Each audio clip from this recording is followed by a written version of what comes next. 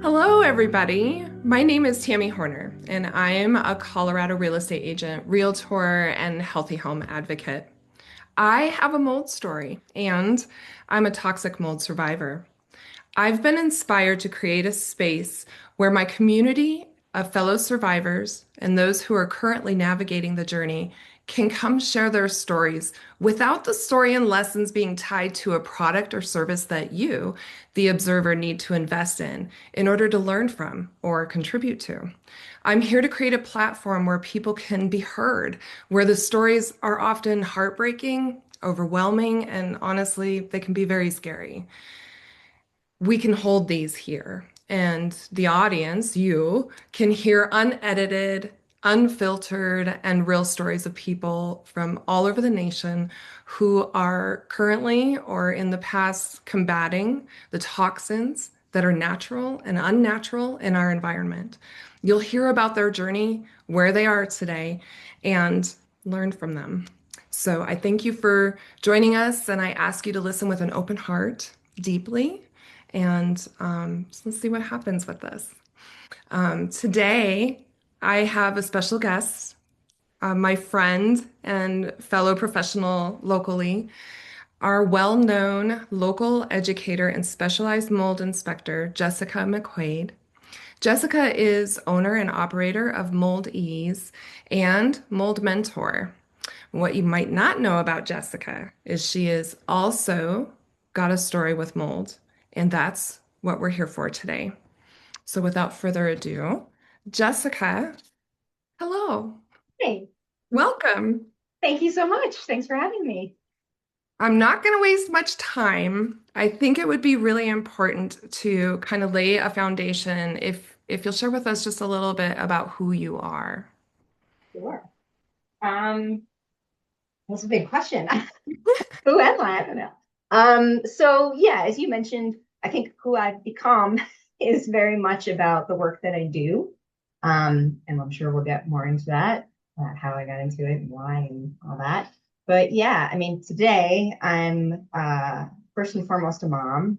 I have an 8-year-old daughter, and a spouse, but my days are filled with the work that I do, which is, as you mentioned, I own two companies. Moldy's is the first one, and that's an inspection company. So I do specialized mold inspection, specialized in that I serve the hypersensitive community. So people who are sick or believe themselves to be sick in their homes because of mold. And often that's it. Often it's concealed, so that's a bit of what I specialize in as well, is finding concealed mold and water damage. And then on the other side, I own my other company is Mold Mentor, which is consulting, and I actually started with that one a couple of years ago. So consulting, more just helping people navigate the whole process of figuring out if mold is the thing that they're dealing with, and then helping them navigate that whole process of dealing with it. So yeah, those are my two biggies. I also sit on the board of a nonprofit called Change the Air Foundation, which is amazing. We're doing really incredible work. We're changing federal laws, among other things. But that's the hottest thing that's happening these past couple of weeks, which is really exciting. So yeah, we can talk more about any and all of that, but that's the gist of it. That's wonderful. Thank you. So I'm going to take you back a little bit. You want to tell us a little bit about how your mold story began? Sure, if I can, it's one of those things that like I don't even know if I can pinpoint it. I guess I can, but I know there's more behind where I start the story. I know there's more behind it right now. I know that in retrospect, but it's one of those things like I couldn't know it in the moment. It's taken years of being on this journey to be able to actually look back and see the whole story as it built. Um, but I mean, the way I think about it, not to get too overly complicated about it, but I grew up in Connecticut, and I can pinpoint a time in my life when I was 11 or so when I pretty suddenly started having what I now know were symptoms of Lyme disease. And so Connecticut is like the home of Lyme disease. It's, basically was identified there, started there, presumably. So not uncommon for folks who grew up there. Yeah. But, that was just sort of a mystery illness that I dealt with into adulthood, and just figured I had like a lemon of a body, because nobody could ever figure out like what was wrong with me. Like nothing was ever quite right, and nobody could figure out what was wrong. I didn't figure that out until like a few years ago, that it was like, oh, this whole time it was Lyme disease. So, but when I think about my mold story specifically, the reason I bring up the Lyme is because we know it makes us much more susceptible to falling to mold illness. And I won't get into that, but that's kind of what's in the history. And then when I think about where my mold story began, so my husband and I had moved to Paris in 2015, which sounds like super glamorous. Great. We went over as expats for his job. And we had gone a few months before we moved out there and went apartment hunting.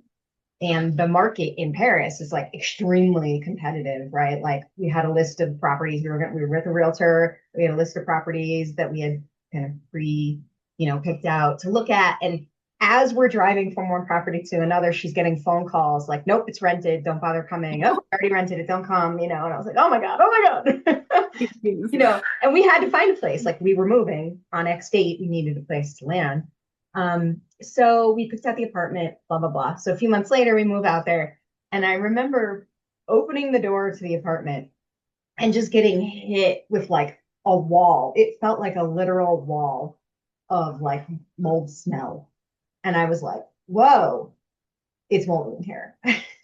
Oh, And at the time, it was like, okay, it's moldy in here. Like I had grown up in the Northeast in New England, and like it's moldy there. Everybody's basement smells musty, like it's normal. So I was like, whoa, it's moldy in here. So that to me is the moment that I think of when somebody says, where did your mold journey start? Like that's the moment. Opening mm, the door, getting hit with that. And then over, I mean, days to weeks, I started picking up symptoms that, again, in retrospect, I'm like, those are mold symptoms, but at the time I didn't know anything about it.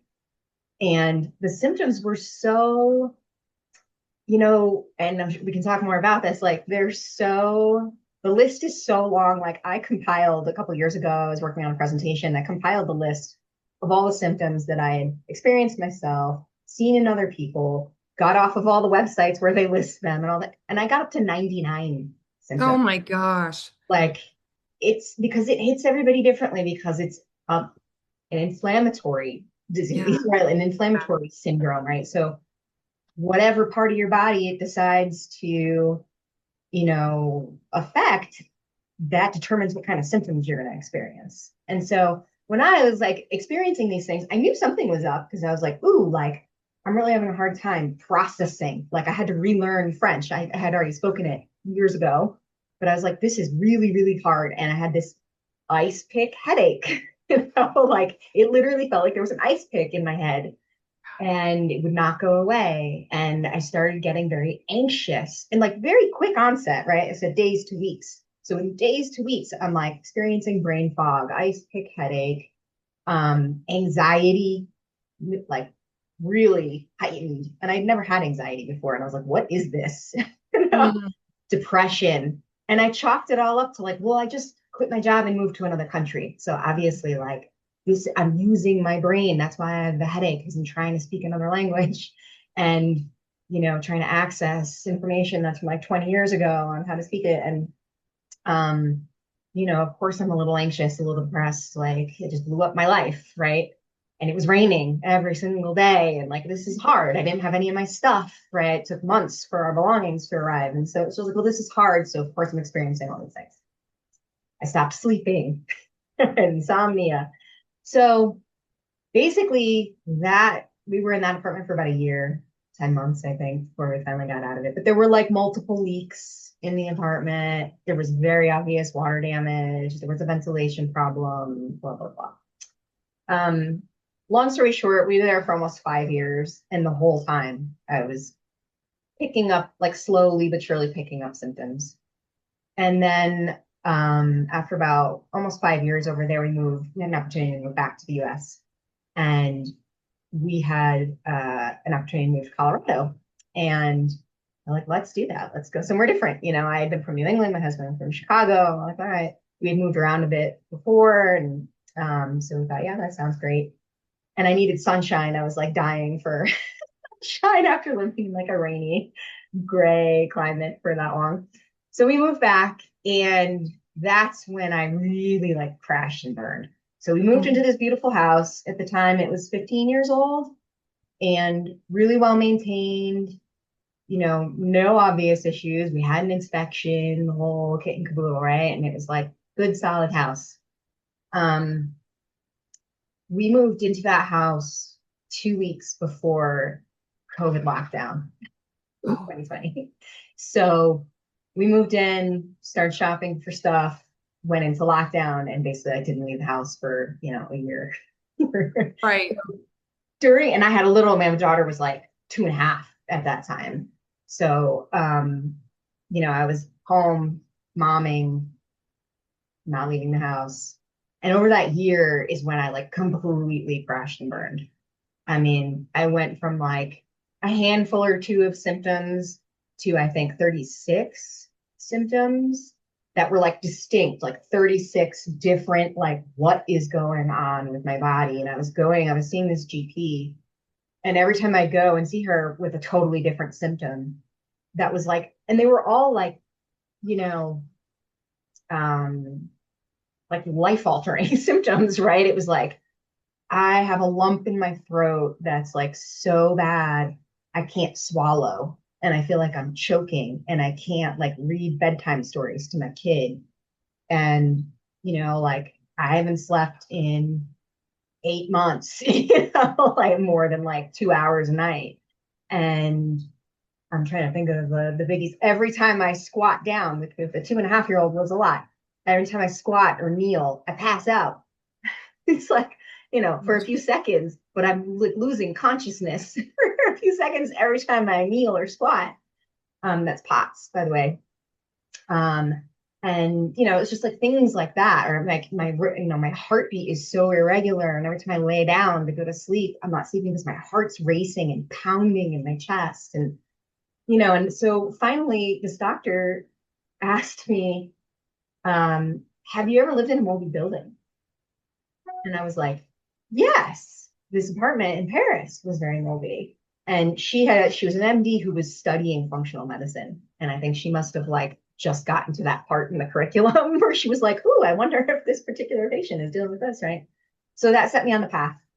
And then I started seeing, medical professionals who were mold literate, started going down the path of diagnosis, which was very clear, and then going down the path of, ooh, where is it, a current exposure or is it this past exposure that we know about, which led us down the path of inspection. It took 3 rounds, actually 4. So I had 3 rounds of inspection that like didn't really find it. And I knew at this point I had like gone down the rabbit hole. I was in all the Facebook groups. I was reading everything, and I was like, oh my God, it's here, right? It's in this house somewhere. Mm. And so, specialized mold inspectors had come in here and not found it. And somebody in one of the Facebook groups, someone I'm still in touch with today who's local and in our community, had said, hey, try bringing in this leak detection company because they found something in my house. And so I brought them in. They happened to go into the crawl space, which you'll love this as a realtor. I didn't know I had a crawl space because, yeah, where I come from, we don't have crawl spaces. Like, I had no idea it was even a thing. And my realtor hadn't told us about it. My inspector, when I looked back, so this is something I see all the time now in my consulting job, is like, as a homeowner, I didn't really spend quality time with my inspection report, my home inspection report, because there is a spot in there where they said there's crawl space. And the home inspector had, hopped down into the sump pump pit and taken a photo of like, darkness and was like, here's a crawl space, but it's too tight for me to inspect, kind of a thing. So long story short, the leak detection company came in and they were like, oh, let's go. First place they went was the crawl space. The guy was down there for 45 minutes, came back up covered in like dust and debris and grossness, and pulled out his phone. He was like, "We found your problem." And he starts flipping through photos and he was like, "It's disgusting down there. There's puddles of like potentially sewage. Like, I don't even know what it is, but it's disgusting."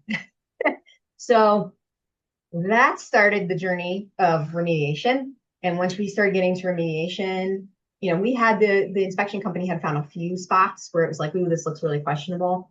So we moved out, had a remediator come in. I will say, by the way, that that day, it was like February 11th. I remember it very, very vividly when they told me like it's the crawl space, like there's there's a problem down here. I wanted to like literally climb up on my roof and scream it from the rooftop. Like I knew it, right? Like I knew there was something. And that's something I see in all of my clients, like Mhm. 99.9% of the time when they're saying to me, "I know there's something here," they're right. And Mhm. like nothing peeves me more than like other professionals in my industry going in there and not finding it and then saying, "You're wrong. You're crazy. I didn't find it, so you must be wrong." And like those are the people I go in behind and I find all the stuff that they missed. And Yeah. then I'm like, "No, client, you were right. This inspector just didn't do a good job. That's why they didn't find it. It's here, you're right." you know, Yeah. that is so validating. Like I just remember feeling like, "Oh my God, I knew it." And all this time, like I knew it and I was right. So we moved out, like we went to a hotel that night and remediation happened. As part of our remediation, we had all the carpet. The whole house was pretty much, most of the house was carpeted, had that come out. In doing that, we found more concealed water damage from previous leaks and things that had occurred that was concealed by carpet, blah, blah, blah. So I remember the moment when I was sitting in a hotel room. We were probably like 2 weeks into remediation, and I had the idea for Mold Mentor. Mm. And I was like, I got to do something with this. All this stuff that I had to learn to get through this and like navigate this whole process as a homeowner, it's too much. And Mhm. like, it's not okay that this is what people have to go through to just get to this point. Like it's completely unacceptable. So that was the moment that I had this idea, like, all right, I gotta do this. I gotta do this. Like I gotta start a company and help people deal with this and figure this stuff out because it can't Yeah. be this hard. Yeah. And then yeah, fast forward like a couple years, I was growing frustrated on the consulting side with like utilizing local resources for inspection that existed and then getting the reports back and being like, "No, why didn't you do this? Why didn't you look at this? Why didn't you look here?" Right. And then I was Yeah. like, why don't I do something about it? Like, why don't I stop sitting here behind my computer in my, like judging the work of other people? Um, why don't I get out and do it myself? Right. So Be the that's why I started change. inspecting because I couldn't not. I just was like, I can't not do this. It's Yeah. terrifying. Yeah. But I was like, I can't not. So, Tell us more about the terrifying. I mean, we all oh, I know. don't hear you. Oh, There you are. okay. Sorry. Oh, no, Um, my Tell us more about the terrifying piece. What made it terrifying? I Because mean, starting a business, I'm just to embellish a little bit. There's starting a business terrified, and then there's working in mold terrified. yeah.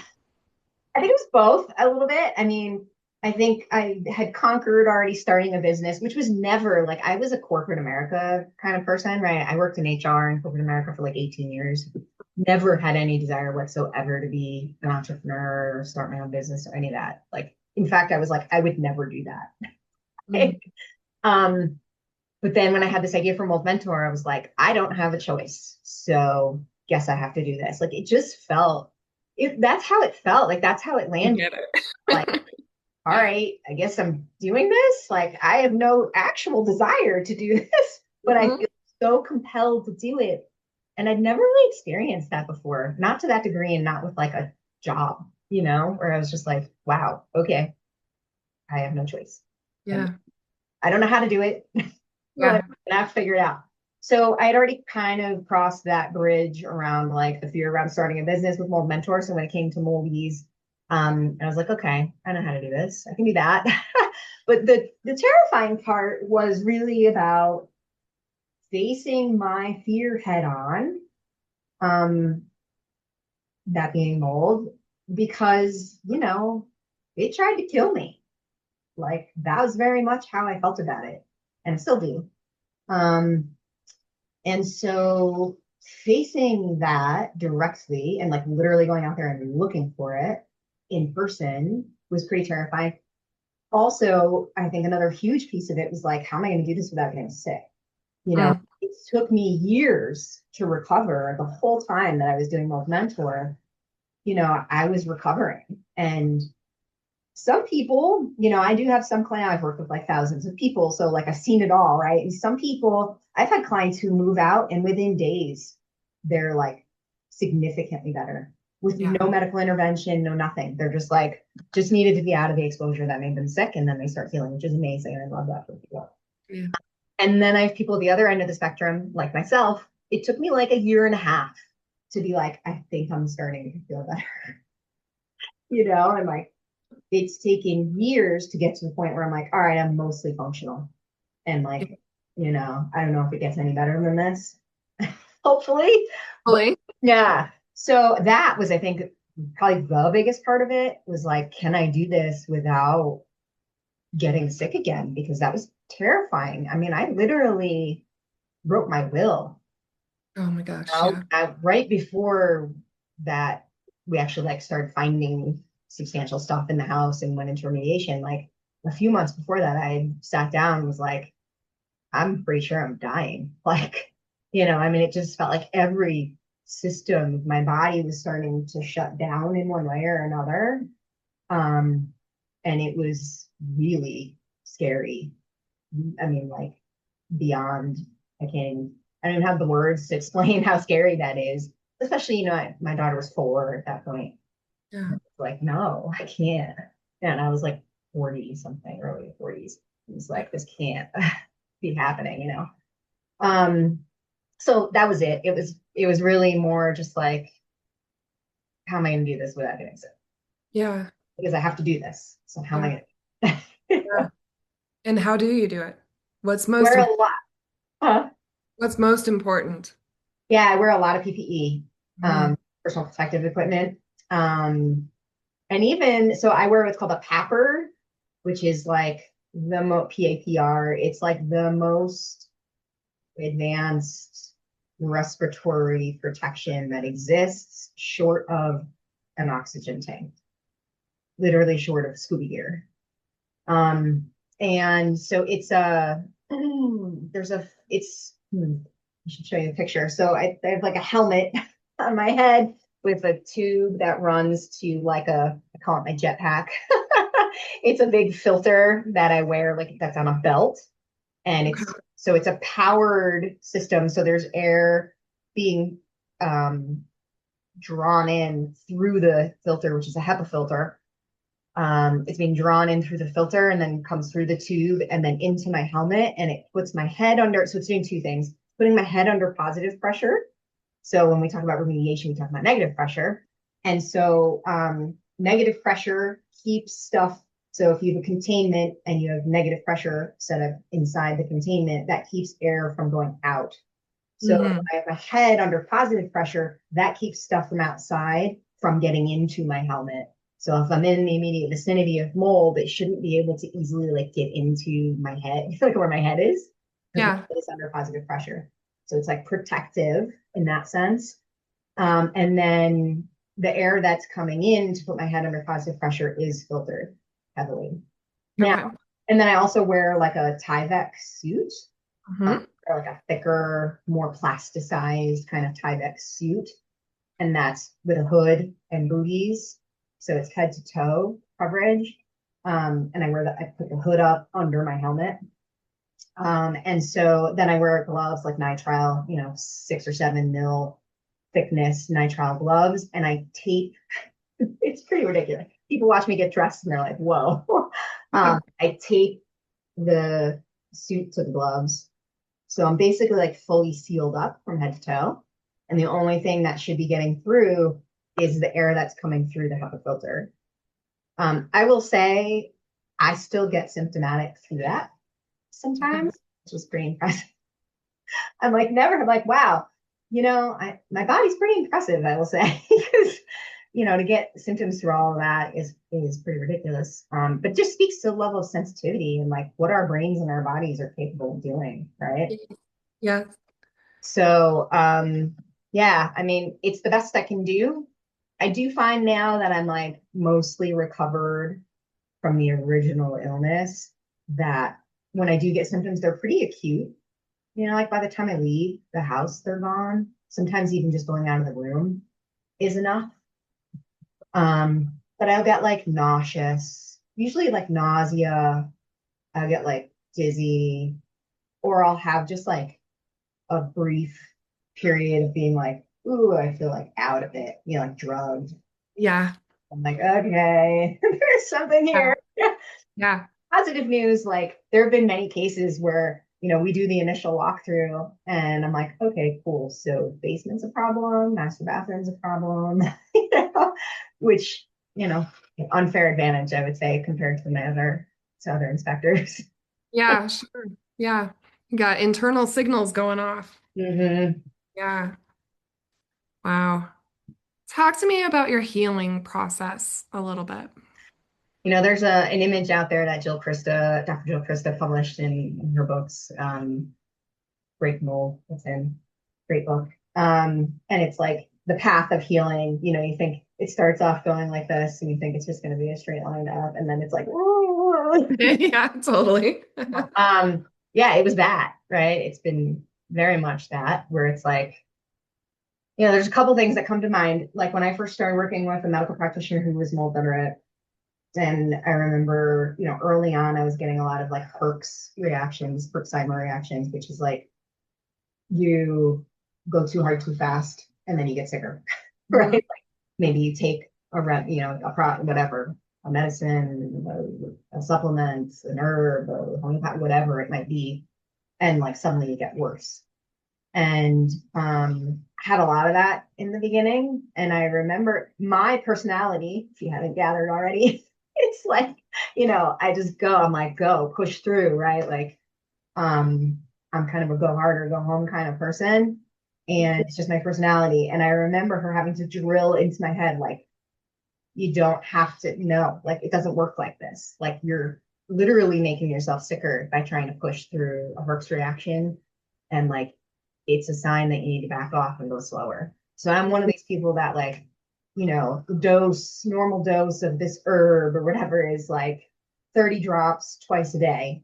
And we're like over here, like, all right, start with one drop once a day for 3 to 5 days, then go up to 2 drops once a day. Right. So it would take me like months Yeah. to get close to like full dose on anything, which was super frustrating for me because I'm like, I just need to feel better like tomorrow, and you end up as more sensitive patient. Like everything takes forever. You don't know if it's going to even work or not. And you can't make that call until you get to a real dose, but it takes forever to get to a real dose. And that basically like that is the story of my recovery. Like that's Mm-hmm. with everything. Mm-hmm. And some of those things maybe helped a little bit. A lot of them didn't help at all. Um, it just found that it was now in retrospect, I look at it and I'm like, it was a way to pass the time in part, where it's just like, okay, it's gonna take this long for this one thing to see if like it even helps or not. And then if it doesn't, we move on to the next thing. And, there's also that whole like, okay, let's try these 5 things. And for a sensitive person, you try all those things because you don't have the patience to wait and do one thing at a time. And then something makes you worse. You don't know which one it was, right? Yes. Which of the 5 things was it? So now I got to go back, take everything out, start all over with one thing at a time. Like that process was so painful and so frustrating when like all you want to do is feel better. Yes. Would did you go functional medicine route? Yeah. Okay. Mhm. There's a lot of different pathways, and most people tend toward the functional medicine. It's the one most talked about. I'll say I did naturopathic route, and I'll talk more about my story on my own video, but I think it's so important that people realize, just like what you were experiencing as you're attempting each thing that you're being handed, it's like this continuous experiments, Yeah, because your body it's got its own thing, and it has its own chemistry and its own processes, and everything is completely bio-individual to you. And it everybody's experiences are so different. totally. And yeah, to your point, there's so many different paths you can take with this. Yeah. And I think you and I are similar in that like I'm not a proponent of any one particular protocol or approach to it because exactly what you just said. Like some people I've seen successes and failures with like every possible approach you can imagine. Everything that you can do, everything that you can take, all of it. Like I've seen people do really great and I've seen people do really poorly with every single thing. Yeah. So it's just a matter. What I always recommend when people are looking for a practitioner, I mean, it's just my opinion, take it or leave it, because again, like you don't know in advance what you're going to have success with and what not. But for me, I'll say I prefer working with somebody who's pulling from or has the ability to pull from a breadth of different approaches. Because if we start down one path and that's not working for me, and that's all you do, like, okay, so now what? Right? We either continue on it and hope at some point it starts working. Hmm. I gotta go find somebody else who does the same thing. And then it's just I prefer to work with somebody who can pull from multiple approaches, protocols, all that stuff, because that's just how I feel about it. Yeah. Yeah. Some people have great luck with one particular protocol, and great. I don't They do. care as long as you get better.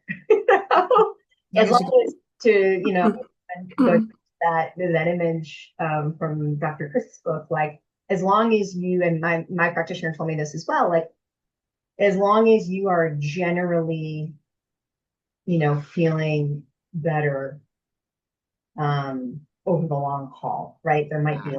this, but Mhm. as long as the trend is upwards Yeah. over the long haul, then we're doing the right thing. Yeah. And being patient with your body, That's the giving your body hardest. the time that it The needs to hardest. heal. And we have I haven't said it here yet, but we have a similar um, foundational study that we shared, which was Institute for Integrative Nutrition.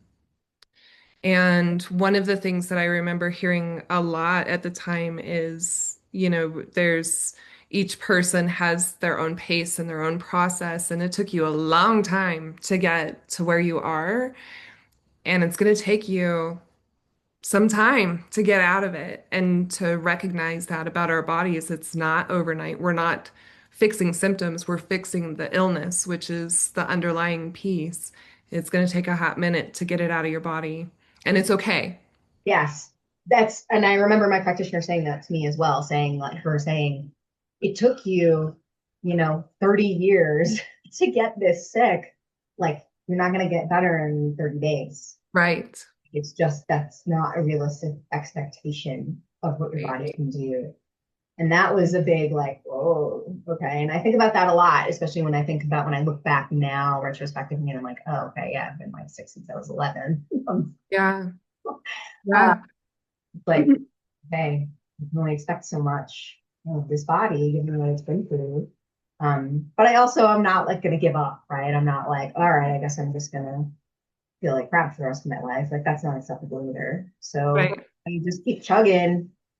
And I think I'll say like somebody asked me this recently, a client asked me this, and like how like what else was going on in your recovery? Like how did you really recover? And I was like, we talked just about the medical aspect of it. So that wasn't like flipping a switch by any means. And in the meantime, what I was doing was starting these businesses and I was helping other people and I was learning new things. And like Yeah. that was much more what flipped the switch for me.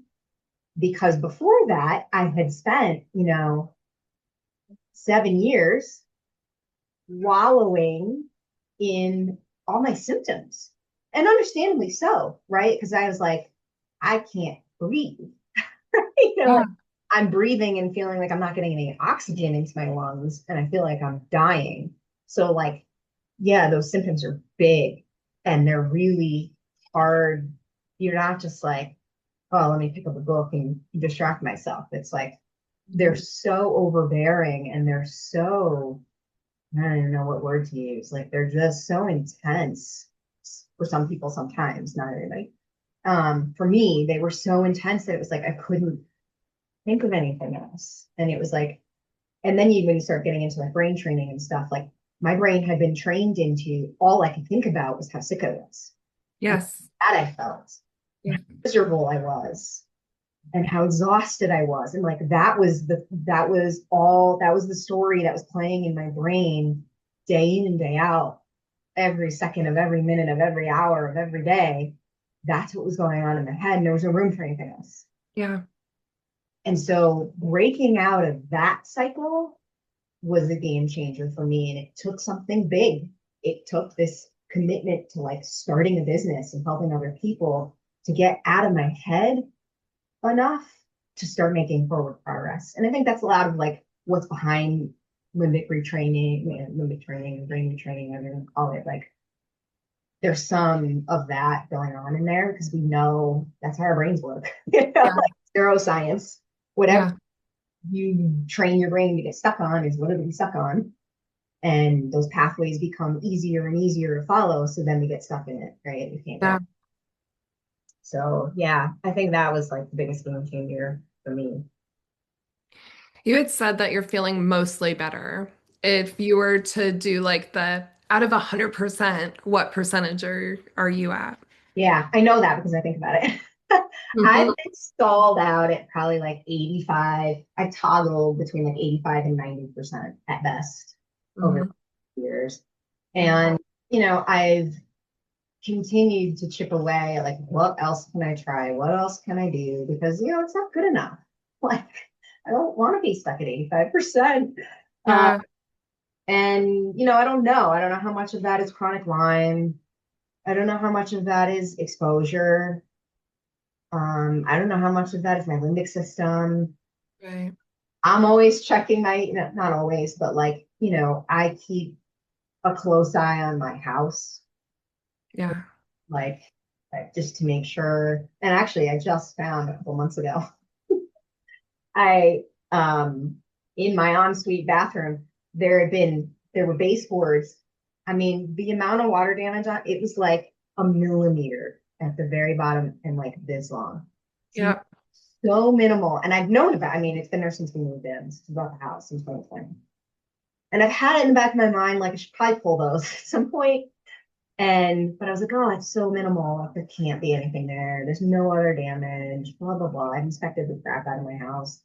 And it was like the one thing that was on the list. And so a couple months ago, I finally was like, all right, let's just get into these. Let's pull these under, I had a remediate to do it. I would never DIY something like that. And they pulled it off, and lo and behold, mold behind the There, baseboard card. there it is. I was like, mold on the drywall. So where the baseboard meets the drywall, it was on Yeah. the baseboard, it was on the drywall. We cut that drywall out. On the back side of the drywall, there was more. You have got to be kidding me. And that's the thing, like with baseboards, just to like dabble in the inspection side for a second, if I may. Please go ahead. Baseboards. Baseboards, because I also was just sharing with someone else this photos of this inspection I did a couple weeks ago, where same thing, baseboards were like really minimally damaged. Like most inspectors, I feel like would be like, it's probably fine. And I sampled them, and they were loaded with K-tomium behind them, which is one of those toxigenic mycotoxin producing molds that like we all worry about, And it was like, oh my God, that was going to be like lowest on the list of things that I was worried about in this house because it looks so minimal. And then it ended up being the top thing based on the sampling. So, and then I did another one a couple months ago where the baseboards, they were the most damaged baseboards I've ever seen in my life. I was like, wow, I can't even, I mean, they barely looked like baseboard. They were so damaged. And the sampling came back like, not that bad. So baseboards are really tricky. Sometimes they look bad and they are bad. Sometimes they look bad and they're not bad. They can also not look bad and not be bad, not look bad and be horrific. Yeah. Just throw that See, out. in that, I totally heard the only way to know is to test. The only way, or to just go into remediation. Oh, just Um, automatically remediate. Yeah, just get it out yeah, of there. but Yeah. don't mess around with water damage baseboards, even if it looks really minor. Yeah. The story. I know you've shared so much wonderfulness with us so far that if you were to just kind of pull back and look at your story, big picture, what would you say were the most impactful actions that you took? Good question.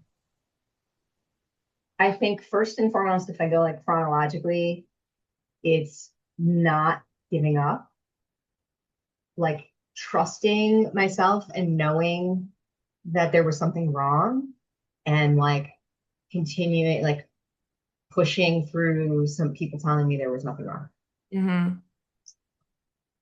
So that was a big one because I feel like I'd probably be dead by now if I hadn't done it. And no one else, I'll add, no one else in my household was sick. Like my husband was fine for the most part.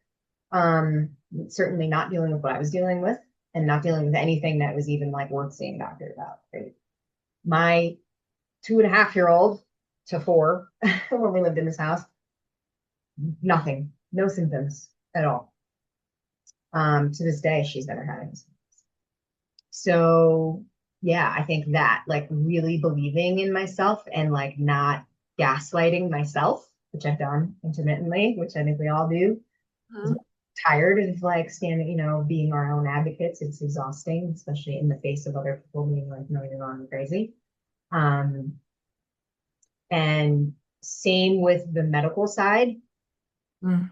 because I did, over the course of the 7 years, like the 5 years I was in France and then the first, year or whatever, and I was looking into it here, trying to figure out what was wrong with me, being told repeatedly, like, there's nothing wrong with you, Yeah.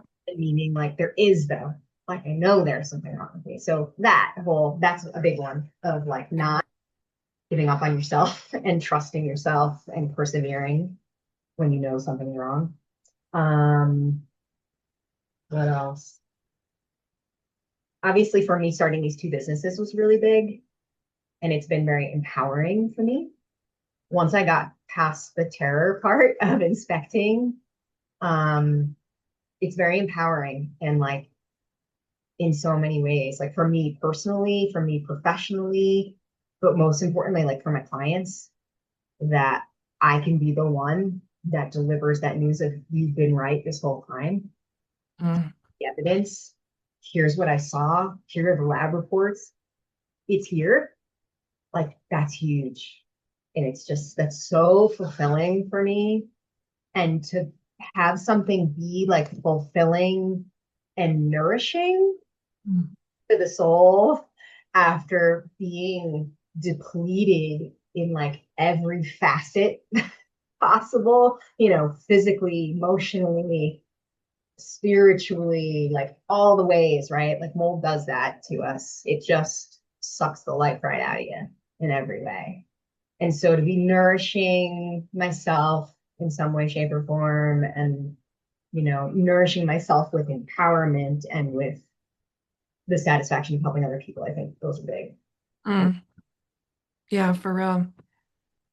I know you feel that. I know you. I imagine that resonates with you as well. Deeply, yes. And you do such a great job in our community. People speak so highly of your work. When we come down to it, there's very few. I think there's a lot of people who try to get into it. It's overwhelming.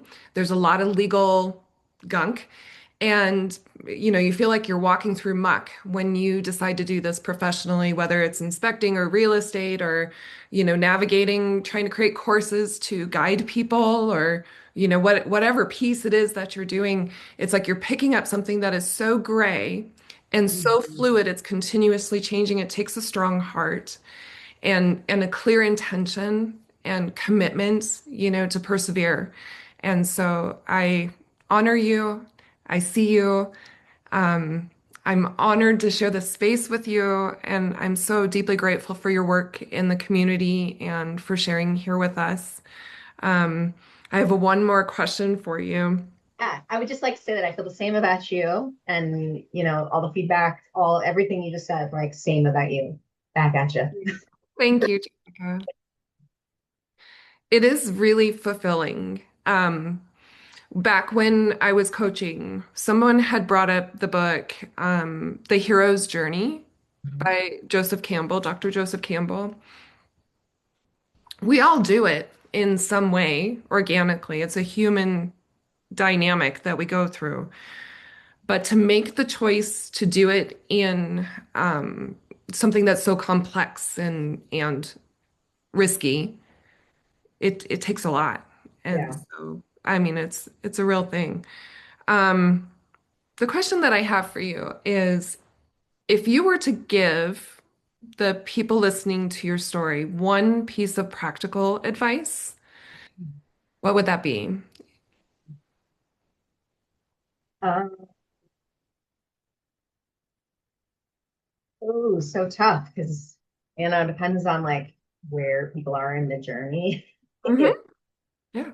Um, I don't know. I think from both perspectives, like both the consulting and the inspection side, the thing that jumps out at me is like, don't underestimate water damage.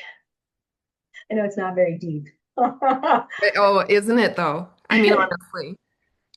I mean, I see people underestimating it all the time, and it's often at the root of like why it's taken them so long to figure this stuff out. Like, I can't tell you how often I go into people's houses, like we said, I specialize in serving hypersensitive, sick people. So they Yeah. know they're sick. By the time they call me, like they're pretty sure they're mold sick, right? And they just need somebody to find it so they can deal with it. Yeah.